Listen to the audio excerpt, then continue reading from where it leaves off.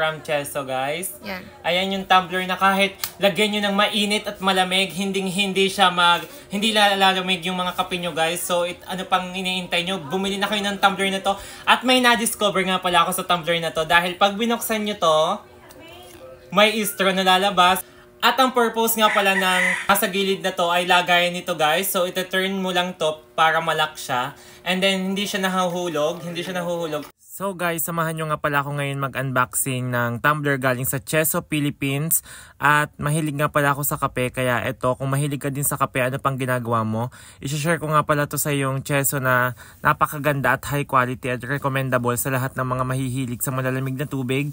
At saka sa mga iced coffee, hindi lalamig dito at napakaganda talaga. Ilalagay ko nga pala sa yellow basket kung saan ako umorder para hindi na kayo mahirapan. Tumbler from Cheso, guys. Ayan, from Cheso, guys. Yan. Ayan yung tumbler na kahit lagyan nyo ng mainit at malamig, hindi lalamig yung mga kape nyo, guys. So, ano pang iniintay nyo? Bumili na kayo ng tumbler na to. At may na-discover nga pala ako sa tumbler na to. Dahil pag binuksan nyo to, may straw na lalabas. At ang purpose nga pala ng nasa gilid na to ay lagayan nito, guys. So, ito-turn mo lang to para malak siya. And then, hindi siya nahuhulog.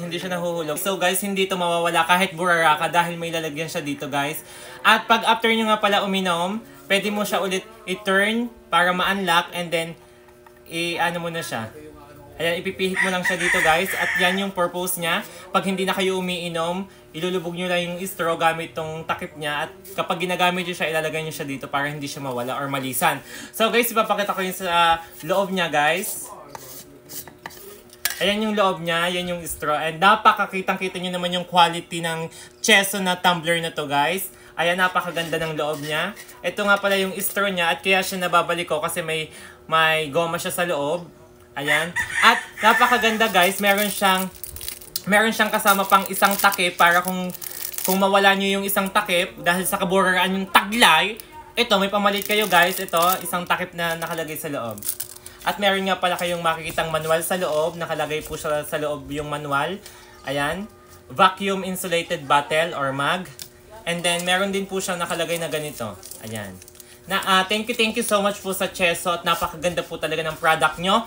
Sa mga mahihilig po dyan magkape, mag-iced coffee, mahilig sa malamig, ano pang iniintay nyo? Place your order now dahil napakaganda nito. At napaka-high quality at recommendable po sa lahat ng mga mamimili. Ito nga pala ulit, i-share ko ulit sa inyo, guys. Ito, tingnan nyo. Ayan, di ba? Pag hindi nyo ginagamit ito, i-turn nyo lang and then lock na siya, guys. O, diba? Ang ganda talaga from Cheso, guys. Kung ako sa inyo, orderin ko na to dahil mahilig din ako sa kape. Ito yung kanyang freebies. Isang takip at isang brush. So, this is my mini vlog for today. Ano pang gagawin nyo? Click the yellow basket. Ilalagay ko sa yellow basket. And place your order now. Thank you so much, guys. And bye!